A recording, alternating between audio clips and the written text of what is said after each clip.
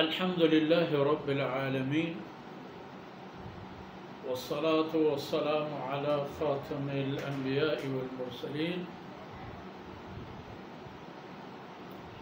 سيدنا محمد وعلى آله وصحبه أجمعين. أعوذ بالله من الشيطان الرجيم. من أي شيء خلقه من نطفة خلقه فقدره ثم السبيل يسره ثم أماته فأقبره ثم إذا شاء أنشره. سبحانك لا علم لنا إلا ما علمتنا إنك أنت العليم الحكيم.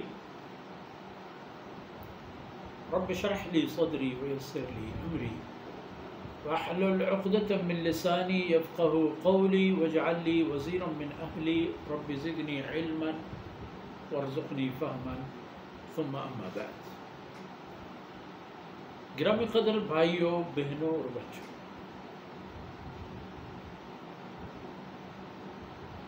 انسان کے لیے فرمایا کہ جو انسان منکر ہے، دشمن ہے اللہ رب العزت کے احکامات اور فرمودات کا، اور اللہ کے راستے سے ہٹ کر اس نے اپنی زندگی استوار کر لی ہوتی ہے، قتل الانسان. اب اس انسان کو ذرا اپنی ذات پر بھی آنا چاہیے. اطراف پر تو اس نے بہت ساری چیزیں دیکھ لی جو اس بات کے گواہ تھی کہ سب کچھ اللہ رب العزت کی مشیت، مرضی اور اس کی مہربانی سے ہے، اور ہر چیز کا رجوع اور واپسی بھی اللہ رب العزت کی خدمت میں ہے. اب ذرا اپنے آپ کو بھی دیکھ لیں. یہی انسان جس کو اللہ رب العزت نے اتنی شان دے دی،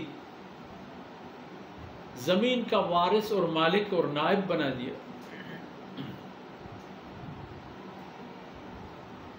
اب اس پر یہ حالت آ گئی کہ یہی انسان کہیں نمرود بنتا ہے، کہیں شداد بنتا ہے، کہیں فرعون بن جاتا ہے، حالانکہ اسے یہ باتیں زیب نہیں دیتی.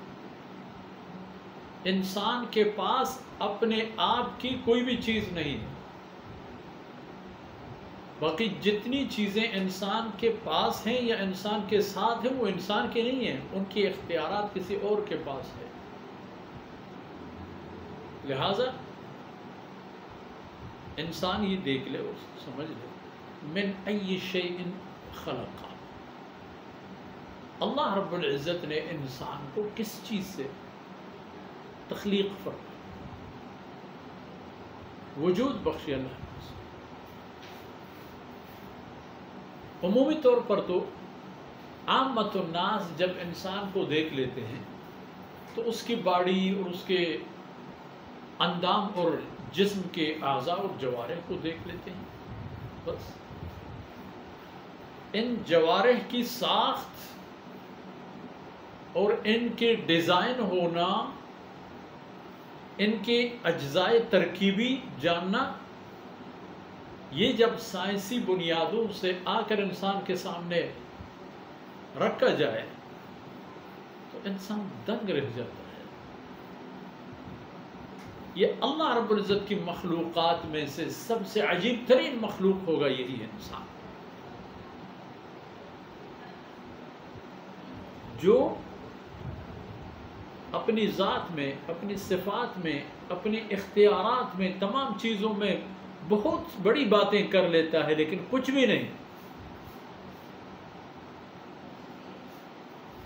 من ای شیء خلق، اللہ نے اس انسان کو کس چیز سے بنیاد بنا کر پیدا فرمایا. انسانی تخلیق کے اساسی نکات اور اساسی اجزاء کیا ہے؟ کیا جانتا ہے؟ من نطفہ، انسان کی تخلیق اور پیدائش ہو گئی ہے ایک قطرہ پانی سے. وہ قطرہ بھی کیا؟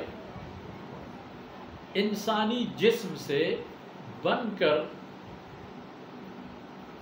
اور منتقل ہونا اللہ رب العزت کی مشیت اور مرضی سے بنتا ہے. اللہ کا فیصلہ ہے. اور اسی نطفے میں کتنے اتنے اجزاء ہیں کہ جن سے ایک انسان پیدا ہو، ان کی تعداد ہزاروں میں ہے، لیکن اللہ کی مرضی سے ایک معمولی سی ایک حصے پر اللہ کے حکم کا اطلاق ہوتا ہے، بقیہ ضائع ہو جاتے ہیں. یہی ایک انسان اپنی ماں کے وجود کے اندر پلتا ہے، پھولتا ہے، ایک عمر گزارتا ہے، اور اس کا وجود اپنی والدہ کی جسم کے اندر انواع و اقسام کی پریشانیاں پیدا کرنے کا سبب بن جاتا ہے. اس کے خواب، اس کی خوراک، اس کے بول چال سب تبدیل ہو جاتا ہے. دیکھ لے من نطفہ، اللہ نے انسان کو پیدا فرمایا ایک قطرہ پانی سے. خلقہ فقدرہ، اللہ نے پیدا فرمایا اور اللہ نے اس کے لیے تقدیر اور مقدر بنا دی. اس کی تمام حالات اور آپ بیتیاں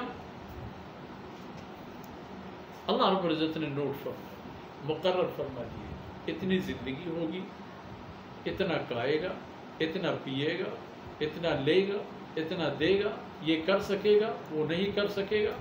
تقدیر بھی بن جاتی. من نطفۃ خلقہ فقدرہ، ایک نطفے سے. اب یہی نطفہ کون ہے جو اس نطفے سے ہے؟ طاقتور ترین انسان کون ہے؟ ضعیف ترین انسان کون ہے؟ سب حالات میں یہ دیکھیں کہ اللہ کی ذات ہی اس کو پیدا کرنے والا، اس کو اقتدار اور اختیار دینے والی ذات، اور اس پر رحمتیں نازل فرمانے والی ذات، رزق اور روزیوں کی فراوانی کرنے والی ذات اللہ کی ذات ہے. انسان کا کیا ہے؟ ایک آدمی اپنے درخت کے انگوروں کو جمع کر کے 40-50 کلومیٹر دور کسی شہر میں جا کر بیچ دیتا ہے، اور وہ شہر کے آدمی نے یا جس جگہ یہ جاتا ہے وہاں کے لوگوں نے، ان کے پاس کوئی انگور کے درخت نہیں ہوتے، کوئی دیگر فروٹ نہیں ہوتے فرض کیجیے، تو وہ اپنا پیسہ دے دیتے ہیں انگور والے کو، اور اسے انگور لے کے اپنے کام چلاتے ہیں. اللہ رب العزت نے انسان کو بھی اسی طرح پیدا فرمایا. سب نعمتیں اللہ کے پاس. نعمتیں حاصل کرنے کا احساس، شعور اور جذبہ انسان میں ہو، اور یہی انسان اپنے اعضاء و جوارح کو اللہ کی بندگی میں کرے، پھر بات بنے گی. اور اسے پھر زیب نہیں دیتا کہ ایک حقیر نطفے سے بنا ہوا انسان کہیں اپنے آپ کو نمرود بتا دے، تو کہیں فرعون بتا دے، اور کہیں ابو جہل بتا دے. اس دور کے بھی اسی طرح لاکھوں فرعون اور ابو جہل صفات لوگ موجود ہیں. ان سب کے لیے بھی یہ درس ہے. بہتر یہی ہے کہ انسان کا رخ اللہ کی بندگی کی طرف ہو جائے، اور زندگی کے مقاصد چاہے لاکھ ہوں یا ایک ہوں، وہ سب اللہ کی بندگی سے شروع اور اس پر ہی ختم ہو جاتے ہیں. آج کی نشست ان معروضات پر اختتام پذیر ہوتی ہے. دعا فرمائیں کہ اللہ رب العزت ان کلمات کو اپنی بارگاہ میں قبول فرمائے اور ہمارے دین و دنیا کی سربلندی اور آسانیوں کا سبب بنا دے. وصلی اللہ علی نبینا محمد وعلی آلہ وصحبہ اجمعین.